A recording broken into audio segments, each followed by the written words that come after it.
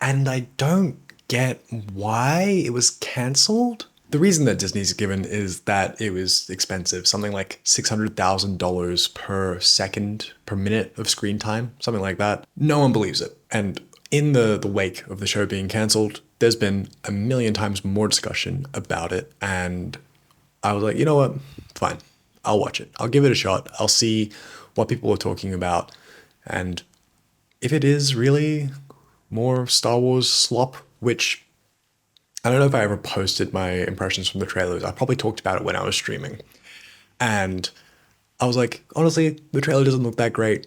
It is giving me very much Netflix Last Airbender vibes. And don't know about you, didn't love that. So I wrote it off as more Star Wars slop in the vein of Ahsoka and Kenobi and Book of Boba Fett. And now that I've watched it, straight away from episode one, it is very clear it is not more Star Wars slop. And so it makes me very, very upset that we're getting more Star Wars slop instead of this. Now, is it peak TV? God, no, it's not even peak Star Wars. But it is good. It is refreshing. It is inventive. It's nice to have something that isn't the same fan service schlock that we've been fed for the most part, mostly because of the success of the MCU and people loving all that fan servicey crap. That being said, two bits of, I wouldn't say fan service. One of them's fan service. One of them's kind of fan service.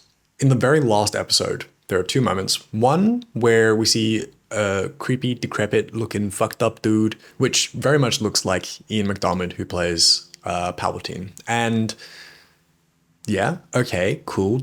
Tragedy of Darth Plagueis the Wise and all that.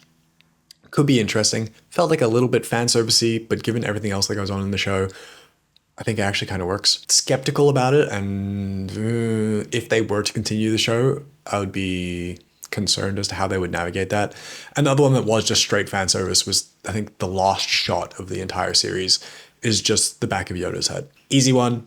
Yoda's fucking ancient. I think he's like 890 something when he dies in Empire. So it makes sense that we could have old, or I guess young Yoda all the way back then.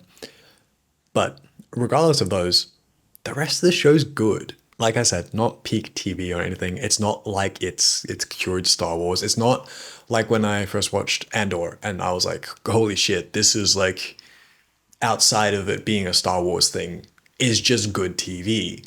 It is a really engaging story that has something to say, has something that it gives a shit about. And I think the Acolyte has all those things, but it's not as compelling. It's not quite the same well-crafted, mature piece that Andor is. I think a lot of the Acolyte does fall into a lot of common TV tropes at the moment, where it's a bit YA fiction. Nothing wrong with that. You can enjoy your YA fiction, but some of us like a little bit more. But overall, if you haven't watched The Acolyte, I actually recommend giving it a shot. It's quite enjoyable, and it's only 8 episodes. And if you want to hear me talk about other Star Wars stuff, then there's a video over here on the main channel. A couple of videos, actually. One about Andor and one about how fandom and Star Wars is kind of fucked at the moment. Has been for a while.